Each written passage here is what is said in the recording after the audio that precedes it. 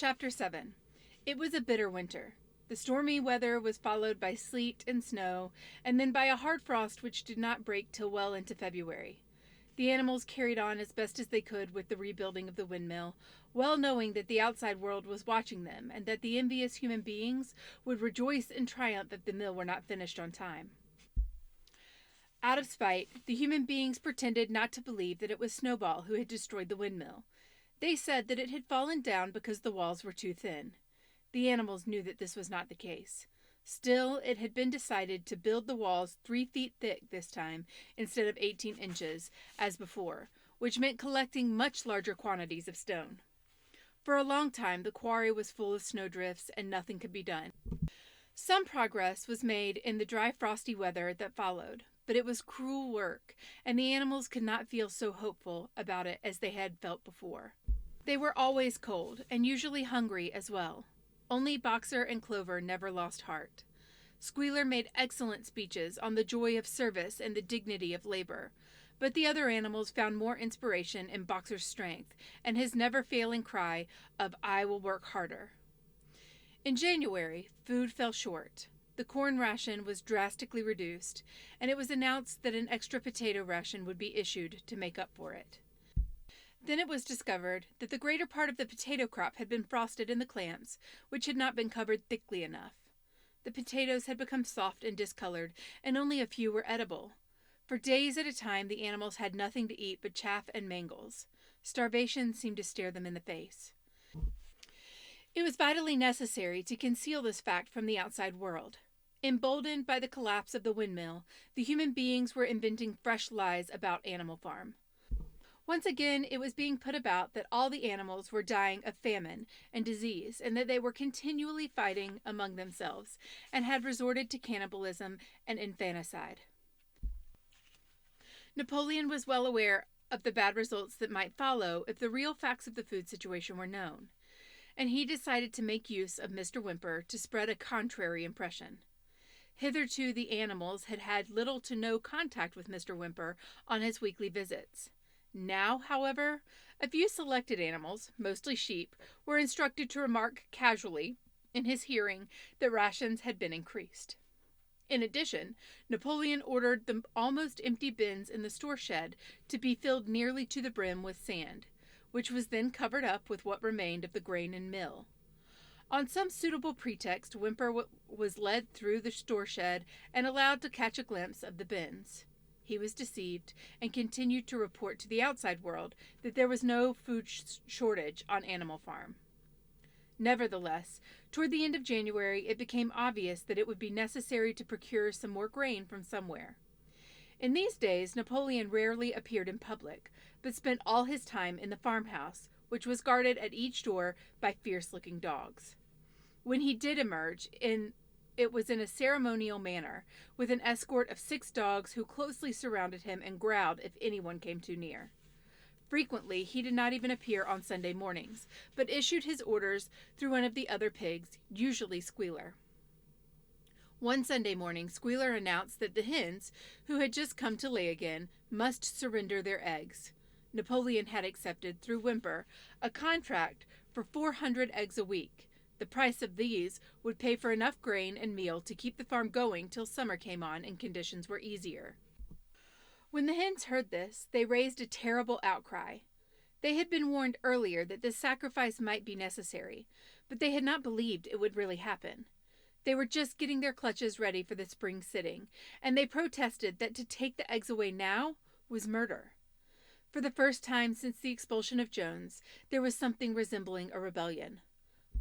Led by 3 young black Minorca pullets, the hens made a determined effort to thwart Napoleon's wishes. Their method was to fly up the rafters and lay their eggs there, which smashed into pieces on the floor. Napoleon acted swiftly and ruthlessly. He ordered the hens' rations to be stopped, and decreed that any animal giving so much as a grain of corn to a hen should be punished by death. The dogs saw to it that these orders were carried out. For 5 days the hens held out, then they capitulated and went back to their nesting boxes. 9 hens had died in the meantime. Their bodies were buried in the orchard, and it was given out that they had died of coccidiosis. Whymper heard nothing of this affair, and the eggs were duly delivered, a grocer's van driving up to the farm once a week to take them away. All this while no more had been seen of Snowball. He was rumored to be hiding on one of the neighboring farms, either Foxwood or Pinchfield. Napoleon was, by this time, on slightly better terms with the other farmers than before. It happened that there was in the yard a pile of timber which had been stacked there 10 years earlier when a beech spinney was cleared. It was well seasoned, and Whymper had advised Napoleon to sell it. Both Mr. Pilkington and Mr. Frederick were anxious to buy it. Napoleon was hesitating between the two, unable to make up his mind. It was noticed that whenever he seemed to be on the point of coming to an agreement with Frederick, Snowball was declared to be hiding at Foxwood. While he inclined towards Pilkington, Snowball was said to be at Pinchfield. Suddenly, early in the spring, an alarming thing was discovered. Snowball was secretly frequenting the farm by night. The animals were so disturbed that they could hardly sleep in their stalls. Every night, it was said, he came creeping in under the cover of darkness and performed all kinds of mischief. He stole the corn, he upset the milk pails, he broke the eggs, he trampled the seed beds, he gnawed the bark off of the fruit trees. Whenever anything went wrong, it became usual to attribute it to Snowball. If a window was broken or a drain was blocked up, someone was certain to say that Snowball had come in the night and done it. And when the key of the store shed was lost, the whole farm was convinced that Snowball had thrown it down the well. Curiously enough, they went on believing this even after the mislaid key was found under a sack of meal. The cows declared unanimously that Snowball crept into their stalls and milked them in their sleep. The rats, which had been troublesome that winter, were also said to be in league with Snowball. Napoleon decreed that there should be a full investigation into Snowball's activities. With his dogs and attendants, he set out and made a careful tour of inspection of the farm buildings, the other animals following at a respectful distance. At every few steps, Napoleon stopped and snuffed the ground for traces of Snowball's footsteps, which, he said, he could detect by the smell. He snuffed in every corner, in the barn, in the cowshed, in the hen house, in the vegetable garden, and found traces of Snowball almost everywhere. He would put his snout to the ground, give several deep sniffs, and exclaim in a terrible voice, "Snowball! He has been here! I can smell him distinctly!" And at the word Snowball, all the dogs let out blood-curdling growls and showed their side teeth. The animals were thoroughly frightened. It seemed to them as though Snowball were some kind of invisible influence, pervading the air about them and menacing them with all kinds of dangers. In the evening, Squealer called them together, and with an alarmed expression on his face, told them that he had some serious news to report. "Comrades!" cried Squealer, making little nervous skips, "a most terrible thing has been discovered. Snowball has sold himself to Frederick of Pinchfield Farm, who is now even plotting to attack us and take our farm away from us. Snowball is to act as his guide when the attack begins, but there is worse than that. We had thought Snowball's rebellion was caused simply by his vanity and ambition. But we were wrong, comrades. Do you know what the real reason was? Snowball was in league with Jones from the very start. He was Jones's secret agent all the time. It has all been proved by documents which he left behind him, and which we have only just discovered. To my mind, this explains a great deal, comrades. Did we not see for ourselves how he attempted, fortunately without success, to get us defeated and destroyed at the Battle of Cowshed?" The animals were stupefied. This was a wickedness far outdoing Snowball's destruction of the windmill. But it was some minutes before they could fully take it in. They all remembered, or thought they remembered, how they had seen Snowball charging ahead of them at the Battle of Cowshed, how he had rallied and encouraged them at every turn, and how he had not paused for an instant, even, when the pellets from Jones's gun had wounded his back. At first, it was a little difficult to see how this fitted in with his being on Jones's side. Even Boxer, who seldom asked questions, was puzzled. He laid down, tucked his forehoofs beneath him, shut his eyes, and with a hard effort managed to formulate his thoughts. "I do not believe that," he said. "Snowball fought bravely at the Battle of Cowshed. I saw him myself. Did we not give him Animal Hero First Class immediately afterwards?" "That was our mistake, comrade. For we now know, it is all written down in the secret documents we have found, that in reality he was trying to lure us to our doom." "But he was wounded," said Boxer. "We all saw him running with blood." "That was part of the arrangement," cried Squealer. "Jones's only shot grazed him. I could show you this in his own writing if you were able to read it. The plot was for Snowball at the critical moment to give the signal for flight and leave the field to the enemy. And he very nearly succeeded. I will say, even, comrades, he would have succeeded if it had not been for our heroic leader, Comrade Napoleon. Do you not remember how, just at the moment when Jones and his men had got inside the yard, Snowball suddenly turned and fled, and many animals followed him? And do you not remember, too, that it was just at that moment when panic was spreading and all seemed lost that Comrade Napoleon sprang forward with a cry of 'Death to humanity!' and sank his teeth into Jones's leg? Surely you remember that, comrades?" exclaimed Squealer, frisking from side to side. Now, when Squealer described the scene so graphically, it seemed to the animals that they did remember it. At any rate, they remembered that at a critical moment of the battle, Snowball had turned to flee. But Boxer was still a little uneasy. "I do not believe that Snowball was a traitor at the beginning," he said finally. "What he has done since is different. But I believe that at the Battle of Cowshed, he was a good comrade." "Our leader, Comrade Napoleon," announced Squealer, speaking very slowly and firmly, "has stated categorically, comrade, that Snowball was Jones's agent at the very beginning. Yes, and from long before the rebellion was ever thought of." "Ah, that is different," said Boxer. "If Comrade Napoleon says it, then it must be right."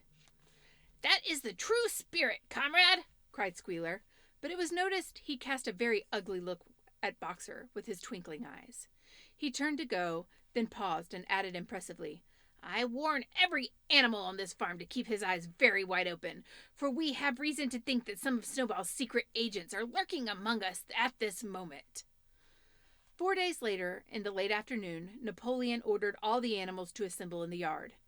When they were all gathered, Napoleon emerged from the farmhouse wearing both his medals, for he had recently awarded himself Animal Hero First Class and Animal Hero Second Class, with his 9 huge dogs frisking around him and uttering growls that sent shivers down all the animals' spines. They all cowered silently in their places, seeming to know in advance that some terrible thing was about to happen.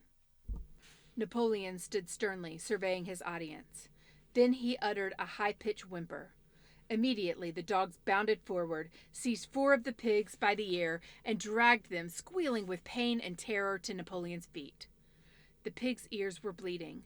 The dogs had tasted blood, and for a few moments they appeared to go quite mad. To the amazement of everybody, 3 of them flung themselves upon Boxer. Boxer saw them coming and put out his great hoof, caught a dog in midair, and pinned him to the ground. The dog shrieked for mercy, and the other 2 fled with their tails between their legs. Boxer looked at Napoleon to know whether he should crush the dog to death or let it go. Napoleon appeared to change countenance and sharply ordered Boxer to let the dog go, whereat Boxer lifted his hoof, and the dog slunk away, bruised and howling. Presently the tumult died down. The 4 pigs waited, trembling, with guilt written on every line of their countenances. Napoleon now called upon them to confess their crimes. They were the same 4 pigs that had protested when Napoleon abolished the Sunday meetings. Without any further prompting, they confessed that they had been secretly in touch with Snowball ever since his expulsion, that they had collaborated with him in destroying the windmill, and that they had entered into an agreement with him and to hand over Animal Farm to Mr. Frederick. They added that Snowball had privately admitted to them that he had been in Jones's secret agent for years past. When they had finished their confession, the dogs promptly tore their throats out, and in a terrible voice, Napoleon demanded whether any other animal had anything to confess. The 3 hens who had been the ringleaders in the attempted rebellion over the eggs now came forward and stated that Snowball had appeared to them in a dream and incited them to disobey Napoleon's orders. They, too, were slaughtered. Then a goose came forward and confessed to having secreted 6 ears of corn during the last year's harvest and eaten them in the night. Then a sheep confessed to having urinated in the drinking pool, urged to do this, so she said, by Snowball. And 2 other sheep confessed to having murdered an old ram, an especially devoted follower of Napoleon, by chasing him round and round a bonfire when he was suffering from a cough. They were all slain on the spot. And so the tale of confessions and executions went on until there was a pile of corpses lying before Napoleon's feet, and the air was heavy with the smell of blood, which had been unknown there since the expulsion of Jones. When it was all over, the remaining animals, except for the pigs and the dogs, crept away in a body. They were shaken and miserable. They did not know which was more shocking, the treachery of the animals who had leagued themselves with Snowball, or the cruel retribution that they had just witnessed. In the old days, there had often been scenes of bloodshed equally terrible, but it seemed to all of them that it was far worse now that it was happening among themselves. Since Jones had left the farm until today, no animal had killed another animal. Not even a rat had been killed. They had made their way onto the little knoll where the half-finished windmill stood, and with one accord they all lay down as though huddling together for warmth. Clover, Muriel, Benjamin, the cows, the sheep, and a whole flock of geese and hens, everyone, indeed, except the cat, who had suddenly disappeared just before Napoleon ordered the animals to assemble. For some time nobody spoke. Only Boxer remained on his feet. He fidgeted to and fro, swishing his long black tail against his sides, and occasionally uttering a little whinny of surprise. Finally he said, "I do not understand it. I would not have believed that such things could happen on our farm. It must be due to some fault in ourselves. The solution, as I see it, is to work harder. From now onwards I shall get up a full hour earlier in the mornings." And he moved off at his lumbering trot and made for the quarry. Having got there, he collected 2 successive loads of stone and dragged them down to the windmill before retiring for the night. The animals huddled about Clover, not speaking. The knoll where they were lying gave them a wide prospect across the countryside. Most of Animal Farm was within their view.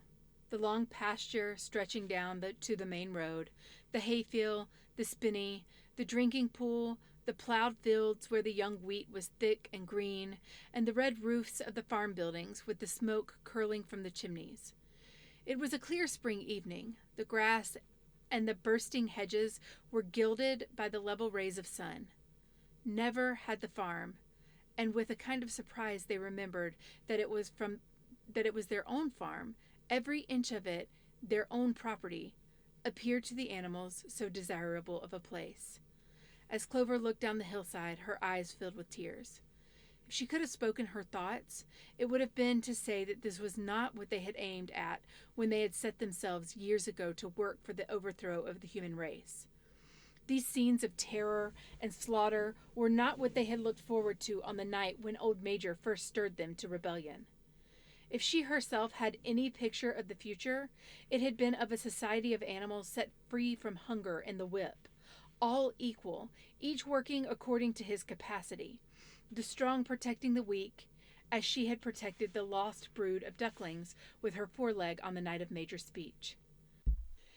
Instead, she did not know why, they had come to a time when no one dared to speak his mind, when fierce, growling dogs roamed everywhere, and when you had to watch your comrades torn to pieces after confessing to the shocking crimes. There was no thought of rebellion or disobedience in her mind. She knew that, even as things were, they were far better off than they had been in the days of Jones, and that before all else it was needful to prevent the return of the human beings. Whatever happened, she would remain faithful, work hard, carry out the orders as they were given to her, and accept the leadership of Napoleon.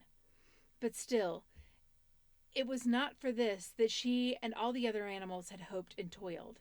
It was not for this that they had built the windmill and faced the bullets of Jones's gun. Such were her thoughts, though she lacked the words to express them. At last, feeling this to be in some way a substitute for the words she was unable to find, she began to sing Beasts of England. The other animals sitting round her took it up, and they sang it 3 times over, very tunefully, but slowly and mournfully, in a way they had never sung it before. They had just finished it for the 3rd time when Squealer, attended by 2 dogs, approached them with the air of having something important to say. He announced that, by a special decree of Comrade Napoleon, Beasts of England had been abolished. From now onwards, it was forbidden to sing it. The animals were taken aback. "Why?" cried Muriel. "It's no longer needed, comrade," said Squealer stiffly. "Beasts of England was a song of the rebellion, but the rebellion is now completed. The execution of the traitors this afternoon was the final act. The enemy, both external and internal, has been defeated. In Beasts of England, we expressed our longing for a better society in days to come, but that society has now been established. Clearly this song has no longer any purpose." Frightened though they were, some of the animals might possibly have protested, but at this moment the sheep set up at their usual bleating of 4 legs good, 2 legs bad, which went on for several minutes and put an end to the discussion. So, Beasts of England was heard no more. In its place, Minimus, the poet, had composed another song, which began, Animal Farm, never through me shalt thou come to harm. And this was sung every Sunday morning after the hoisting of the flag. But somehow, neither the words nor the tune ever seemed to the animals to come up to Beasts of England.